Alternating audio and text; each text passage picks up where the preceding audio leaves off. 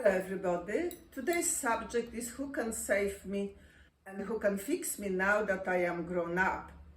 First of all, let me thank all the subscribers. Thank you very much for following me, and we are growing a bit in number, and see whether we can touch on this subject, which is a particular passion of mine, as it is connected to the process of individuation. And that's very important for me as a therapist and personally, and as a Jungian-orientated therapist. Let me read something at the beginning, just a little thought to engage you in this particular subject. I tried to fly before my time. I tried to be whole before I met my soul.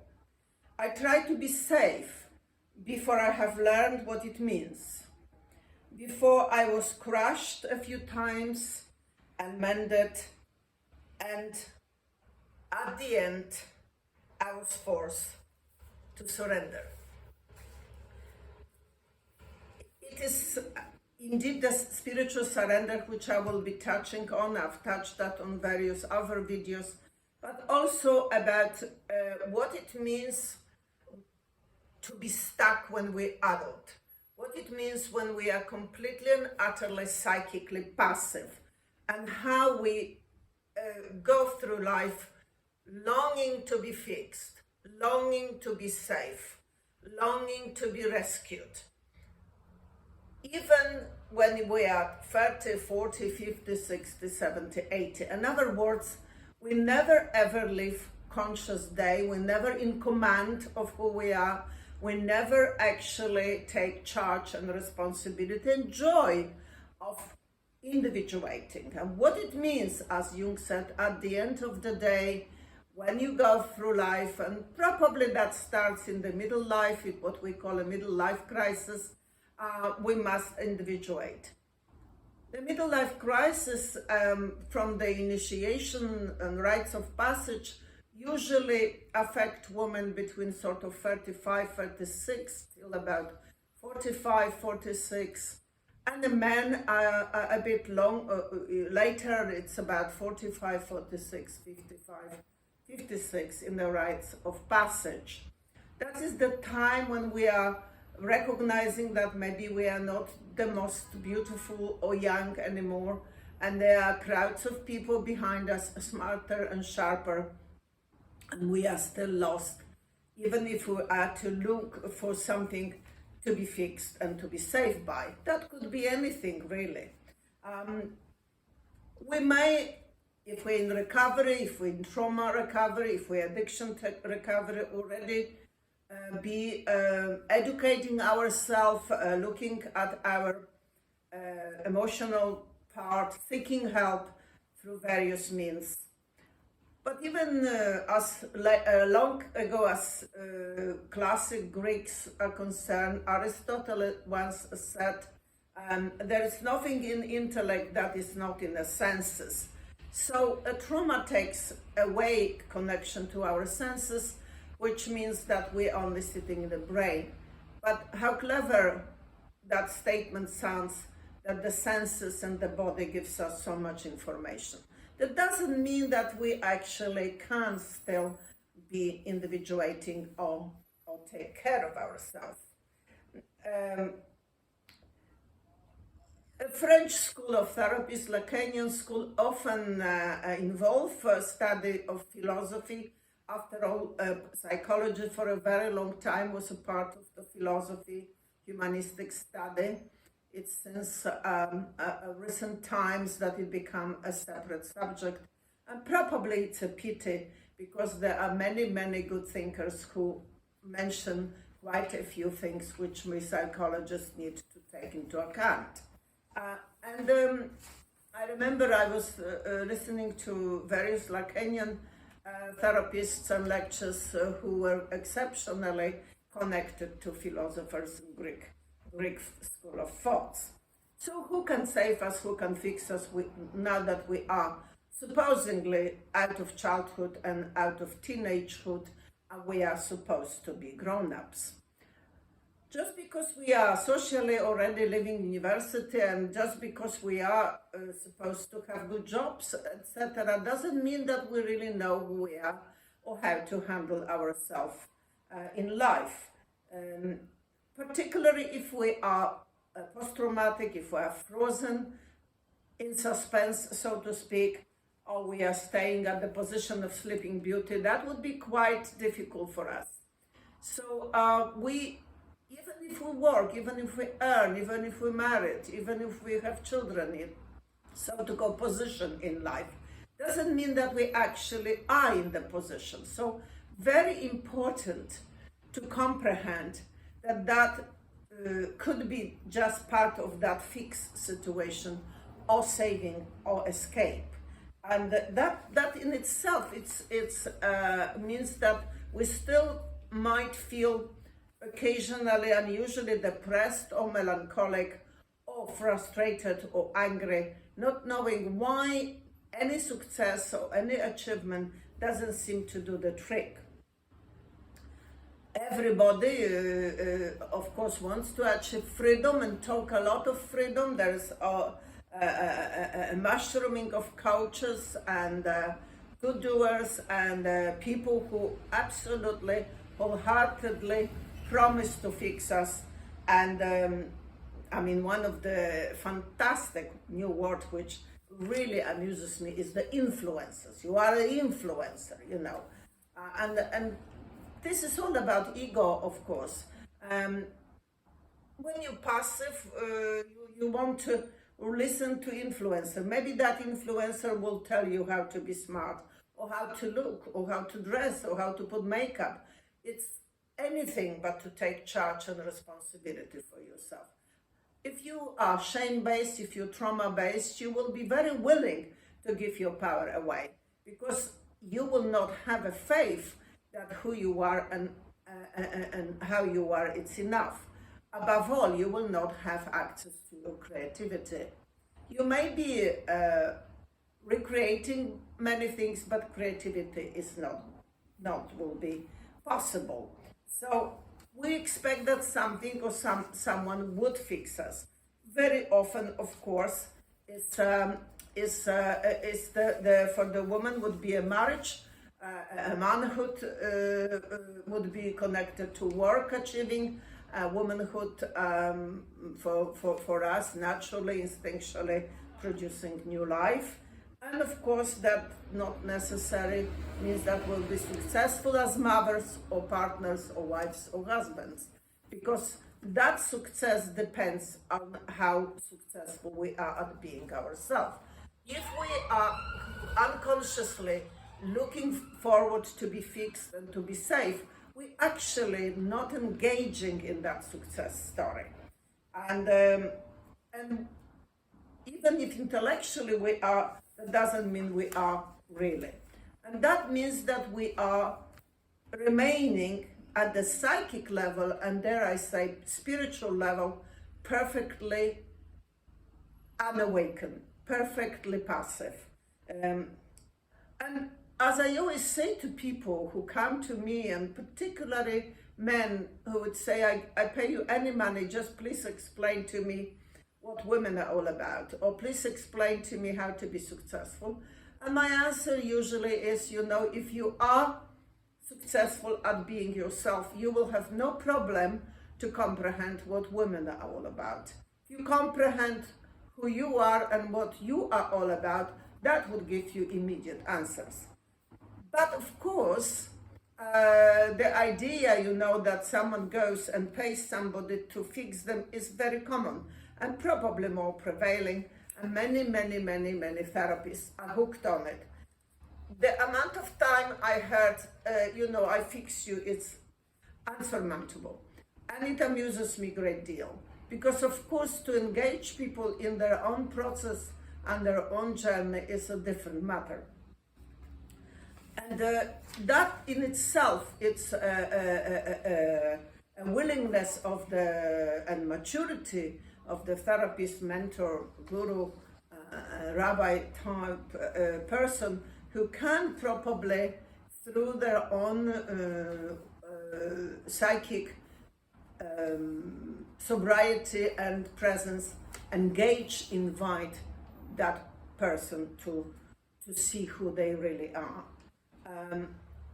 Trauma, of course, affects us. Trauma affects our being.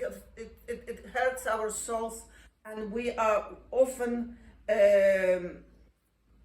unable to. Trauma takes a lot of energy, a lot of life, a lot of years. So that we couldn't help it. That usually connected as Gabor Mate and many clever doctors, Van der Kolk, Levine, Babette Rothschild, and many colleagues and people I've met in my life who qualify that understanding of mine. It is happened. That's not a choice. The choice is when we decide that the recovery from into will take everything we've got and we need to go on with it. So we're no longer just damage controlling, but we are more involved in our life. And that's what we Jungians call an individuation process. We just simply have to individuate. That process of unfolding and meeting who we really are. A process probably towards wholeness. I always say it's recovering from into. So it's not about being good mother or clever woman or pretty woman or clever person, but it is to be me. What it means to be me, and is it really good risk to take? If we are narcissistically wounded, we will be identifying ourselves through various positions. That could be a power or money or cleverness or anything else. Being me as such would knock about those patterns and would give us an inner beauty and inner sense of calmness and compassion. It would create more consciousness. And that in itself means that we will no longer seek anyone or anything to fix us or save us, but we will be living really truly on our terms responsibly. And that is an extraordinary joyful way of living. Because the clarity of life will come to you only if you know yourself and if you have the courage to be yourself. It's almost like the clouds will be lifted from your brain. So in a way, the fixes will not work anymore. That doesn't mean that you will not be doing life in any roles or possibilities, but you will know without a trace of a doubt that you don't need to be fixed. And you, in a sense, as our Polish Pope always talk about it, John Paul II, the base for your success will become the quality of being yourself. Can you really achieve that? And that is very important. You then, of course, preserve your energy. You are no longer going to be very fast with your words. You'll pay attention what you say, and you will, in a sense, not be frightened to arrive at not knowing something or not knowing, or be in the space of maybe emptiness or a space of vacancy where your part of the repressed can come in. And that in itself will give you kind of new something. Something will grow in us. And as Plutarch said, the growth of inner reality and the changes in world, or we therapists talking about the systemic work, internal work, coming through the family complexes, and knowing that the freedom comes from working through family complex, will change completely the outer reality and all our relationships. That's the time when people leave us, or we leave them, but it's the time when we attract a more authentic energy to ourselves. And that, of course, takes time, because trauma takes time to heal, and we're not always willing to do it. And by the fact that we repeat those patterns, often sick people with whom we cannot move forwards. So the suffering and the avoidance of suffering would have a different meaning. We will find probably a meaning in many things, because individuation is about finding meaning in life, including our suffering.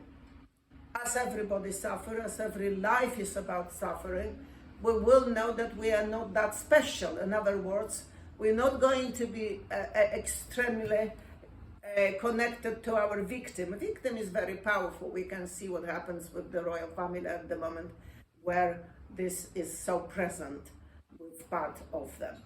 And that is powerful position, but it is a completely stuck position. There's nothing smart about being a victim. So what is needed is probably to give up that situation and to kind of know that it's a waste of time.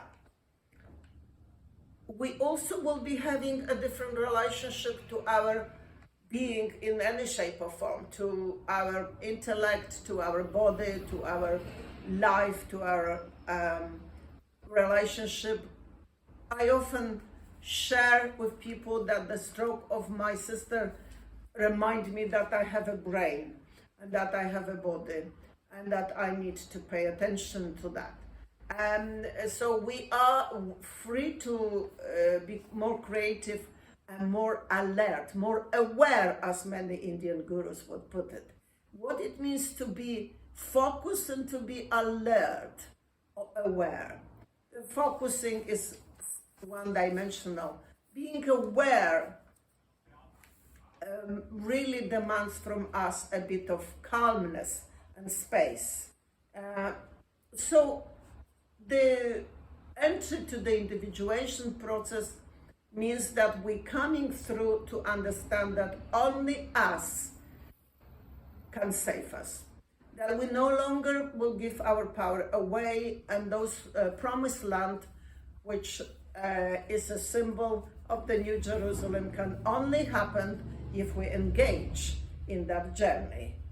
So we need to almost go beyond the words, beyond the complexes, beyond even emotions, almost beyond the soul. We need to come to our spiritual dimension, and we need to sort of surrender and responsibly surrender. Beyond any institution, any therapy, any guru, any mentor.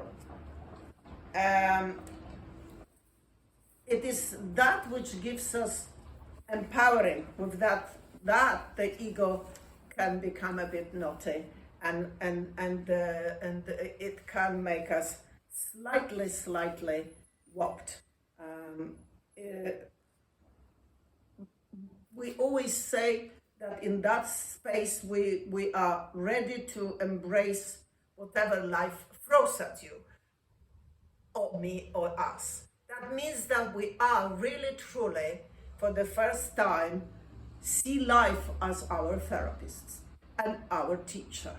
We are able to embrace and reflect and learn through experiences, and able to see, painful as they may be or joyful as they may be, that all of them have equal power to grant us some wisdom and teach us and bring us some wisdom.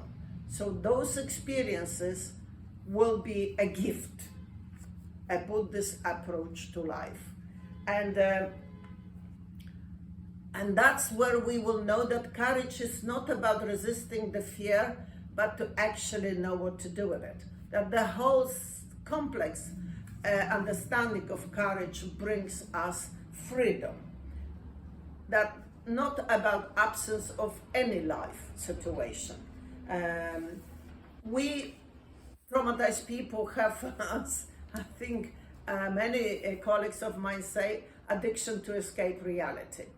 Whether it's fantasy or identification with roles, whatever it is, we believe we are the most damaged, we are the most suffering. We are the best victims. Life happens to us and to nobody else. And that's in itself, it's of course a position of child. As Krishnamurti would put it, we are here to learn, we are here to grow, because the world is us and us are the world. And so it's no longer valid that we are just good. What is good, yeah? As I always say, the good is the bread on the table, and what is pretty, the flower in the garden. So the woman who spent years and tons of energy to just be pretty maybe would probably be better off to be beautiful. So just being means that we don't identify with any position, any role, any power, any money. Doesn't mean we don't have them. That means that we are growing into more consciousness. We're producing a gold which we can share with the world. And that means we are not longer separate. We can join the rest of humanity. Maybe we will be able to hang around people who are a bit deeper than us, and we can also be inspired by them. We're not frightened to seek those proper engagement with people. That means that we can, in a way, become what some of my colleagues say, fiercely independent. What it means to be fiercely independent is not to be a rebel, but it's a conscious rebel. It's not to be reactive. It's not to be punitive. It's not to be escapism. It is to be us. I think that we are God works of art, as I say, and that is the most wonderful thing to be, and the rarest of all. Because we don't want to do it, basically. And that is in itself a problem for us. So mind alone is not going to get us, body alone is not going to get us there, emotions alone is not, but it's all that which means we go through the spiritual dimension. And that is, of course, important, because otherwise, as one of the gurus said, if you think you are really clever and you are a cover, go and stay a week with your family and see what happens. So we need to be prepared. We need to be prepared. So let me just read something from Krishnamurti and then from Buddhist book before we say Serenity Prayer. Krishnamurti once said, if you as human being transform yourself, you are affecting the consciousness of the rest of the world. Isn't that marvelous? And then, beautiful book which I was given as a gift. It's a Buddhist meditation. Let's see what it says here. You cannot live sheltered forever without ever being exposed, and at the same time be a spiritual adventurer. Be audacious, be crazy in your own way, with that madness in the eyes of a man, that is the wisdom in the eyes of God. Take risk. Search and search and search again. Search everywhere and in every way. Do not let a single opportunity or chance that life offers pass you by. And do not be petty and mean, trying to drive a hard bargain. Let's say Serenity Prayer. God grant us the serenity to accept the things we cannot change, courage to change the things we can, and the wisdom to know the difference. Bye for now.